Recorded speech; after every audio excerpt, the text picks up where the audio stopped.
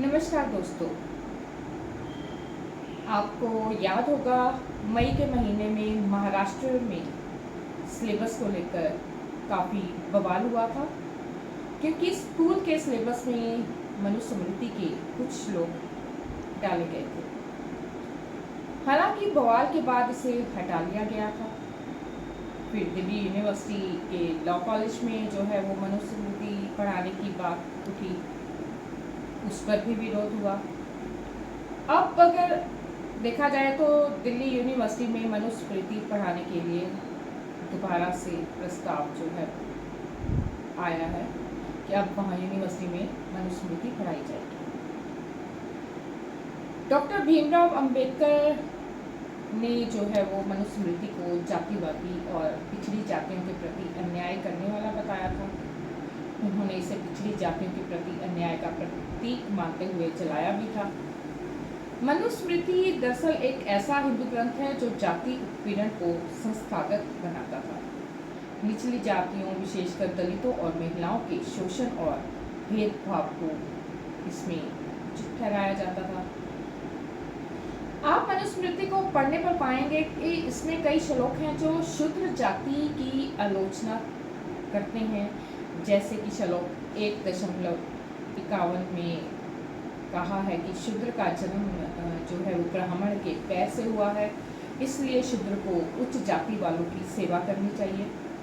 ऐसे ही औरतों के लिए भी कई श्लोक हैं जिसमें उन्हें निम्न दर्जे का तो कहा ही गया है, उन्हें कैसे रखना है, उन्हें समाज में कैसे रखा जाएगा, ये सब भी बताया गया है।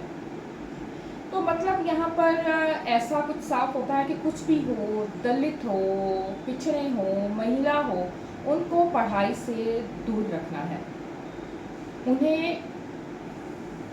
उच्च जाति वालों के जैसे रहमो क्रम पर ही जीने देना है। इसलिए जो है ज्योतिबा फूले ने भी अपने अनेक लेखों और कविताओं में भी जो है वो मनुस्मृति की कड़ी आलोचना की थी।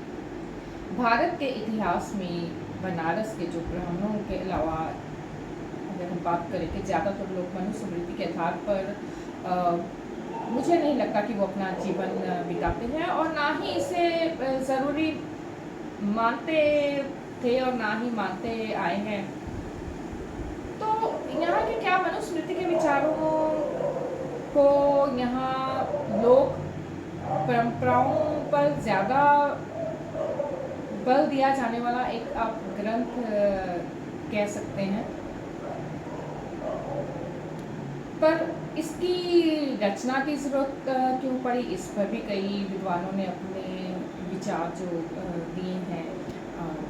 उनका ये भी कहना है कि ब्राह्मणों के बनाए जो है रीति रिवाजों को भी क्योंकि लोग जो है वो एक समय में किनारे छोड़ना शुरू कर दिया था और बौद्ध धर्म जो है वो फैल रहा था, तो ऐसे हालातों में ये ग्रंथ लिखा गया। तो इसमें ये कहा गया है कि ब्राह्मण समाज जो है वो सर्वश्रेष्ठ है। अगर आप इसमें पढ़ेंगे तो उसके हिसाब से ये है कि ब्राह्मण के साथ बुरा करने वाले के साथ बहुत बुरा होगा, ऐसा लिखा गया है। समाज के अन्य वर्गों के लिए अनेक जो है नियम बनाए हैं, तो वो जो नियम है वो यही बनाए गए हैं कि ब्राह्मण को जो है देवतुल्य ही माने। चलिए, ये एक अलग है कि मनुस्मृति में क्या है क्या नहीं है, इसे मुझे लगता है कि पाठ्यक्रम में नहीं लगाना चाहिए। लोगों को वैसे पढ़ना चाहिए कि आखिर इसको क्यों नहीं पढ़कर इस पर क्यों पालन नहीं करना चाहिए, इसलिए ज़रूर पढ़ना चाहिए। बाकी मोदी जी शायद मुझे लगता है कि यही सब कुछ चाहते हैं, वह दलितों और औरतों को जो है उनके हक अधिकार नहीं देना चाहते। बड़ी ही चालाकी से जब से सत्ता में आए हैं, 10 साल के अब तो ऊपर हो गए हैं, ये इनको 11वां साल माना जाएगा, कि लगातार वो अपने कार्यकाल में जो है वो मनुस्मृति को बार बार पाठ्यक्रम में शामिल करवाने की कोशिशें करते रहे। अगर आपको याद होगा अभी जब लोकसभा के इलेक्शन होने थे तो उन्होंने एक प्राइवेट चैनल के इंटरव्यू में कहा था कि गांधी को कोई नहीं जानता। एक फिल्म आने से पहले गांधी को कोई नहीं जानता था। शायद हो सकता है कि आने वाली जो पीढ़ी है हमारी, वो वाले बच्चे जो मतलब होंगे, वो गांधी के बारे में नहीं जानेंगे, क्योंकि सिलेबस में तो गांधी को निकाल दिया गया है। कुछ दिन पहले एक रील भी वायरल हो रही थी जिसमें पूछा गया था कि फादर ऑफ नेशन कौन है। उसमें युवा बता नहीं पाते कि फादर ऑफ नेशन कौन है। अब ये बात मोदी जी को सही साबित करने के लिए रील बनाई गई थी कि ऐसा ही है या ऐसा ही होगा, क्योंकि 4 साल पहले के सिलेबस तक में तो गांधी जी शामिल थे। मैं ये बात इसलिए ऐसा कह रही हूँ क्योंकि मेरी जो बेटी है वो बच्चों को ट्यूशन पढ़ाती है और उनके जो वो छोटी क्लासेस को ही पढ़ाती है।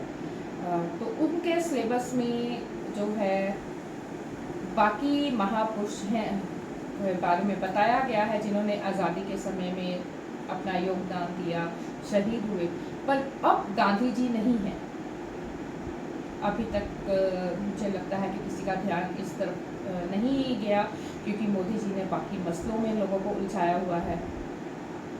तो यहाँ एक प्रश्न ये भी उठता है कि आखिर यह सब करके मोदी जी करना क्या चाहते हैं। ये जानना बेहद ज़रूरी है कि आखिर उनकी मंशा क्या है।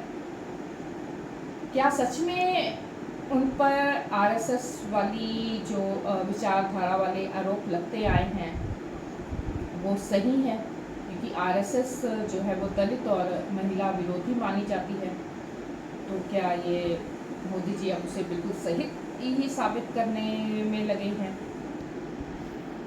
तो बहुत से प्रश्न उठ रहे हैं कि आखिर मोदी जी करना क्या चाह रहे हैं, क्योंकि ऐसा नहीं है कि भाजपा पहली बार भारत में जो है कि सत्ता में आई है। इससे पहले भी बहुत बार भाजपा सत्ता में आ चुकी है। तो हर बार जब भी भाजपा सत्ता में आई थी तो उसने भारत, क्योंकि विकासशील देश है, तो उसी के लिए काम किए थे। उन्होंने ऐसा नहीं किया था कि जब वो सत्ता संभालते थे तो जैसे मोदी जी काम कर रहे हैं ऐसे काम तो शायद उन्होंने नहीं किए। मुझे ऐसा लगता है कि भारत का मुकाबला अभी जो है देखा जाए तो आजकल, पहले तो विकासशील क्योंकि देश माना जा रहा था तो बड़े बड़े देशों के साथ इसका मुकाबला हो रहा था। आपने अगर नोट किया होगा कि पिछले कुछ सालों से भारत का मुकाबला हमारे जो मीडिया वाले हैं कुछ, वो पाकिस्तान और बांग्लादेश से करने लगे हैं। कहीं ऐसा ना हो आने वाले समय में पाकिस्तान और बांग्लादेश से भी पीछे जाते हो हम लोग। तो प्रश्न तो बहुत से हैं और होने भी चाहिए अपने भारत को लेकर। आखिर हम सभी चाहते हैं कि भारत आगे बढ़े, हमारी आने वाली पीढ़ी जो है वो शिक्षा उसे अच्छी मिले, चिकित्सा पर बात हो, रोजगार की बात हो, पर इन सब को ना देखते हुए बातें कहीं इधर उधर ही जो है जा रही हैं। अपनी बात ख़त्म करते हुए मैं बस एक बात जो है वो कहना चाहूँगी कि देश का जो नुकसान है वो बुरे लोगों से इतना नहीं होता, अच्छे लोगों के चुप रहने से होता है। इसलिए गलत का जो है वो विरोध खुलकर कीजिए, नहीं तो भारत का हाल बहुत बुरा हो जाएगा।